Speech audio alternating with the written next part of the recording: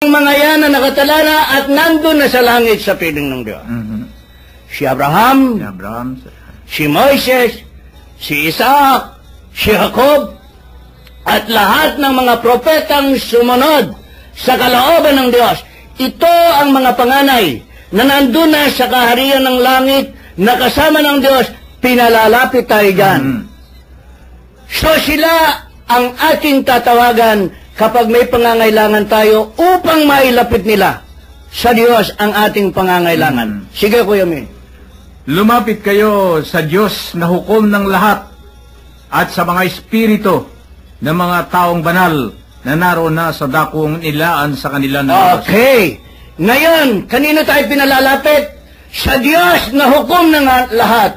Kung paano tayo pinalalapit doon sa mga ituniring na panganay na nandoon na sa langit ang kanilang pangalan, ay gayon din tayong pinalalapit sa Diyos na hukom ng lahat. Sino ba yan?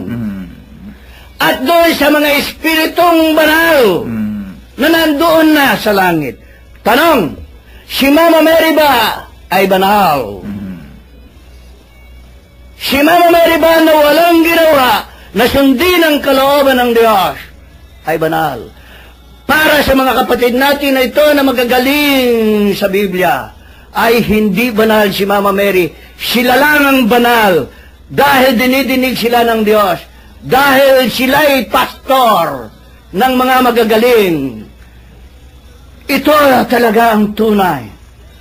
Kung sila na ipinananalangin ng kanilang membro ay dinidinig sila ng Diyos, gaano pa kaya si Mama Mary na ina ng Panginoong Jesus na hindi didinggin, na ngayon lang ay pinatinayan mo, Kuya Min, sa isang kahilingan niya, sa isang babae, sa isang may pakasal. Bakit niya ginawa yun? Mapapahiya yung anak niya eh. Kaya hinilingan niya yung kanyang isang anak, ang Panginoong Jesus, na may power na gumawa nito. Kung sabi nga ni Kuya Dio, kung sa isang kahihiyan ay minabuti ng ating mahal na ina, nahihingan ng tulong ang kanyang bugtong na anak na Panginoong Jesus, gaano pa kaya na tayong nagkakasala, nahihingi sa ating ina upang tayo ipagdasal at hingin sa kanyang bugtong na anak na mapatawad ang ating mga kasalanan na hindi patatawarin ng Diyos. Oo, walang makakalapit at makakapunta sa langit kundi sa pamamagitan ni Jesus. Pero kung tayo ay lalapit kay Mama Mary at si Mama Mary ang lalapit kay Jesus, hindi pwedeng hindi niya pagbibigyan. Dito ba sa binasa mo, Kuya Min, humiling ba yung may pakasal na magbiyan ng alak? Hindi. Kung itong hindi humihiling hinilingan ng ni Mama Mary yung kanyang anak upang magkaroon ng alak at mayroong mapagsalusaluhan yung kaniyang mga bisita, gaano pa kaya?